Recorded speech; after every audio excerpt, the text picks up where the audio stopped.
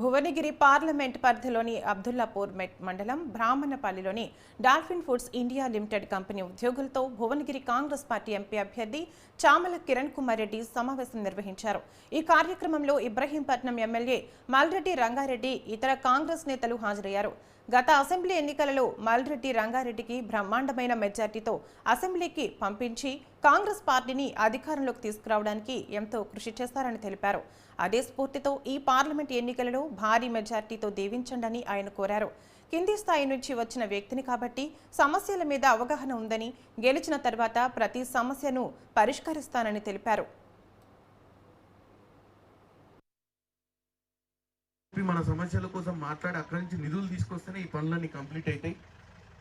ఆయన చేదోడు వాదోడుగా ఉండి మేమందరం గెలిచి పార్లమెంట్లో ముఖ్యమంత్రి గారికి అండగా ఉండి అక్కడి నుంచి సెంట్రల్ గవర్నమెంట్ నుంచి నిధులు తీసుకురావడానికి ఇక్కడున్న సమస్యలు పార్లమెంట్లో మాట్లాడి మన సమస్యలు పరిష్కారం చేసేటువంటి పరిస్థితిని తీసుకురావాలని నేను రానున్న 5 ఏళ్లలో మల్రెడ్డి రంగన్న తోడుగా ఉండి ఆయన కూడా తానేళ్ల నుంచి ఇబ్రహీంపట్నంలో పనిచేస్తారు. ఈసారి వెళ్ళేయండు 100 రోజులే అయిందమ్మా అధికారంలోకి వచ్చి.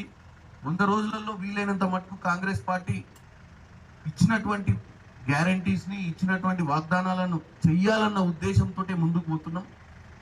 నిన్న కూడా రేవంత్ రెడ్డి గారు పలు జాగాలలో పోయినప్పుడు రైతులకు రుణమాఫీ విషయం కానీ ఇంకా అక్కడ ఉన్న సమస్యల మీద కూడా ఆగస్టు 15వ తారీఖు దాకా అన్నీ కూడా చేస్తామని చెప్తున్నారు.